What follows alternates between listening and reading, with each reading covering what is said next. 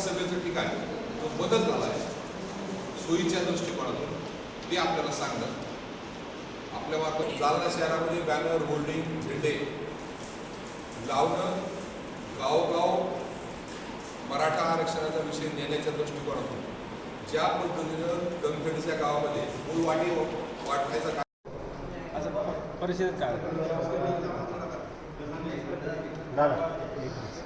आजच्या पत्रकार परिषदेचा दोन उद्देश होते.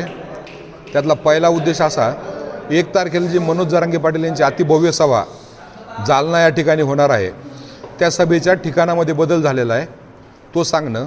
आझाद मैदानाच्या ऐवजी मोंडा परिसरामध्ये ही अतिभव्य सभा होणार आहे आणि त्या सभेसाठी शहरामध्ये आणि ग्रामीण भागामध्ये लावायचे होर्डिंग असतील, झेंडे असतील किंवा सभेचं नियोजन या संदर्भामध्ये आमची सविस्तर चर्चा झाली आणि 1 तारखेच्या सभेचं अतिभव्य सभा करण्याच्या दृष्टिकोनातून या ठिकाणी मराठा समाज बांधवांनी निर्णय केलेला आहे.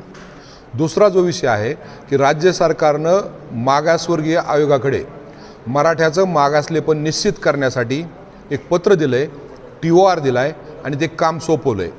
तो राज्य सरकारचा निर्णय मराठा क्रांती मोर्चा आणि सकळ मराठा समाजाला मान्य नाही.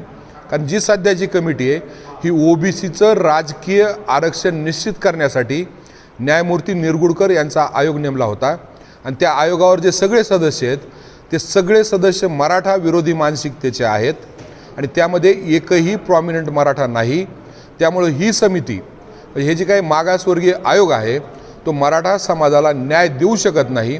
त्यामुळे राज्य सरकारला आमची विनंती आहे की ज्या पद्धतीनं या आयोगानं, आयोगाचे अध्यक्ष असतील किंवा सदस्य असतील, काल मनोज जरांगे पाटलाच्याबद्दल आणि मराठ्याच्या आरक्षणाबद्दल त्यांनी जे काही वक्तव्य त्या ठिकाणी केलं ते बघता हा आयोग मराठा समाजाला न्याय देऊ शकत नाही. त्यामुळे एकनाथराव शिंदे साहेबांनं तातडीनं हा आयोग बरखास्त करून मराठा आरक्षणासाठी दुसरा आयोग या ठिकाणी नेमावा ही माझी आणि आमची सगळ्याची मागणी आहे.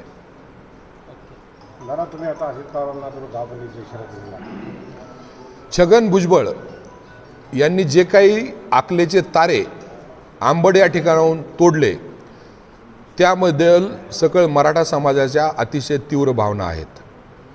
एक मंत्रिमंडळातील जबाबदार मंत्री असताना, ज्येष्ठ मंत्री असतानाही त्यांनी मनोज जरांगे पाटील या मराठा समाजाचं नेतृत्व करत असलेल्या एका सर्वसामान्य कार्यकर्त्याबद्दल ज्या शब्दामध्ये, ज्या भाषेमध्ये आणि मराठा समाजाबद्दल ते बोलले हे अतिशय चुकीचं आहे. छगन भुजबळ हे मंत्रिमंडळाचे सदस्य आहेत. मंत्रिमंडळाची जबाबदारी सामूहिक असते. तर मंत्रिमंडळाचे जे काही निर्णय घेतलेत ते छगन भुजबळ यांना मान्य नाहीत का? आणि ते जे काही आंबडला बोललेत हे त्यांच्या पक्षाचे अध्यक्ष अजित पवार यांना मान्य आहे का? अजित पवार यांच्या पक्षाची भूमिका आहे का? हे अजित पवार यांनी 1 तारखेच्या सभेच्या पूर्वी जाहीर केलं पाहिजे.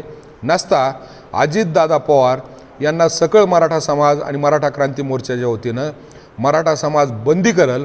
जिल्ह्यामध्ये आम्ही त्यांचे बोर्ड लावू आणि छगन भुजबळ OBC आणि मराठा वाद पेटवण्यासाठी जे आव्हान करतायत की गावागावातले बोर्ड तोडा, तर आम्ही छगन भुजबळ यांना आवाहन करतो की जे अजित पवाराला बंदीचे बोर्ड आम्ही मराठवाड्यात लावू ते छगन भुजबळ यांनी स्वतः येऊन एकतरी बोर्ड उखडून दाखवावा त्यांच्यामध्ये ताकद असेल तर, आणि त्यांनी स्वतःची ताकद त्या ठिकाणी दाखवावं. नाही तर अशा पद्धतीचे मूर्खपणाचे आणि 2 समाजामध्ये, जातीमध्ये तेढ वाढवणारे आणि एका सर्वसामान्य मराठा तरुणाबद्दल जो आज मराठा समाजाचं नेतृत्व करतोय त्यांनी असे करू नयेत. त्याबद्दल त्यांनी जाहीर माफी मागितली पाहिजे.